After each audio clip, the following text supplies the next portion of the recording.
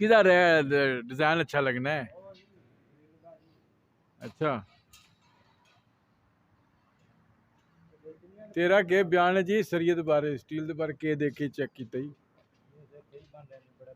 बस स्पेसिंग वगैरह तो ठीक करवा लेता वो सारा कोई उधर बंदा पाया कोई उधर बंदा पाया पता नहीं किवें बन रहे ने कोई मेहनत नहीं टच नहीं इन्हां दे काम दी क्वालिटी तेरे को नहीं समझ आउंदी पी ये हिस कॉलम दी कोई चास नहीं आई हां कि वो ठीक थी मियां कार गल हां बेटे जो इंजीनियर बनता है हां पहले जांगा रैंक पे डाल लेता केड़ा जंगल और थल्ले जेड़ा ऊपर आ रहा है नीचे ਉਹਨੂੰ ਬੁਰਸ਼ ਉਹ ਕਹਿੰਦਾ ਮੈਂ ਦੀ ਉਹ ਜਿਹੜੀ ਸੈਂਡ ਬਲਾਸਟਿੰਗ ਕਰਾਣੀ ਉਹਨੂੰ ਫਿਰ ਮੰਗਾ ਭਈ ਅਲਪਾ ਨੂੰ ਉਹਨੂੰ ਬੁਰਸ਼ ਮਾਰੇ ਨਹੀਂ ਸੈਂਡ ਬਲਾਸਟਿੰਗ ਹੋਵੇਗੀ ਜੀ ਹਾਂ ਸੈਂਡ ਬਲਾਸਟਿੰਗ ਹੋਵੇਗੀ ਠੀਕ ਠੀਕ ਹਾਂ ਇਹ ਕਿਹੜੀ ਗੱਲ ਹੈ ਅਸੀਂ ਮਸ਼ੀਨ ਲਿਆਉਣੇ ਕੋਈ ਸੈਂਡ ਬਲਾਸਟਿੰਗ ਵਾਲੀ ਸਾਡੇ ਹੁੰਦੇ ਪਤਾ ਨਹੀਂ ਕੀ ਇਹ ਨਹੀਂ ਪਤਾ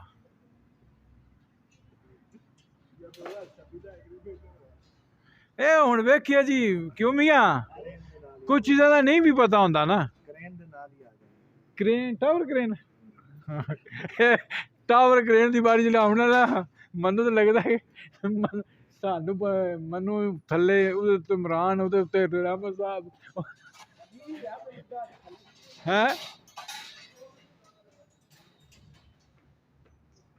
टावर क्रेन भी इंशाल्लाह लगनी ही लगनी है कितने ना आना ही है ना क्यों है किन्नू डायरेक्ट दस रहा है लाइव किचन उधर चल रहा है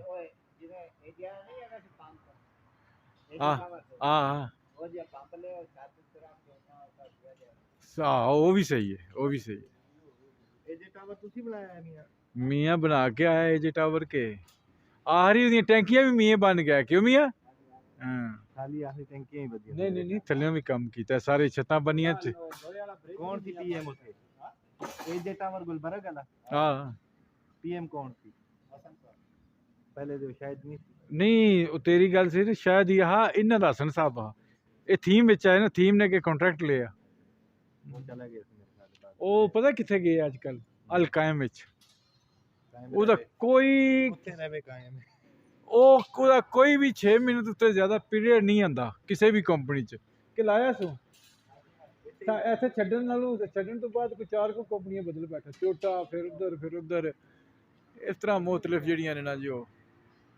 ਤੂੰ ਇਹਨਾਂ ਕੋਲ ਕੰਮ ਸਿੱਧਾ ਕਰਾ ਲੈ ਆਪਣਾ ਕਿੱਥੋਂ ਗਲਤ ਕਰਦੇ ਨੇ ਫਿਰ ਸਾਰਾ ਇਹਨਾਂ ਕੋਲ ਪੁੱਛ ਪਛ ਕੇ ਨਾ ਇਹਨਾਂ ਨੂੰ ਦੱਸੀ ਆ ਦੇਗਾ ਕਰੀ ਜਾਓ ਤੇਰੇ ਉਸਤਾਦ ਹੈ ना कर है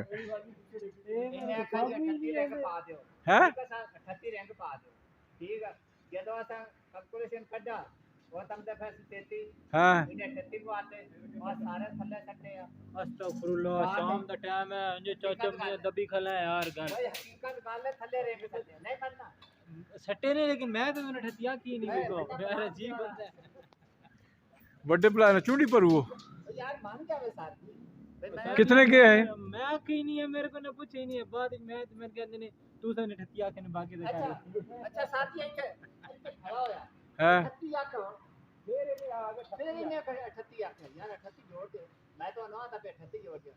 अच्छा फिर आंदा देती रहेंगा ना फिर पता ही क्या था तुसी कत्ती पा लाई बदल गई यार फिल्मा कहंदे ने हां ये गलत है वैसे है ना सारे निकल समझ के दाल लेंदे ने और कोई गल नहीं है ये बड़े जुगाड़ी बंदे ने ये कटिया ते आया खड़ा सा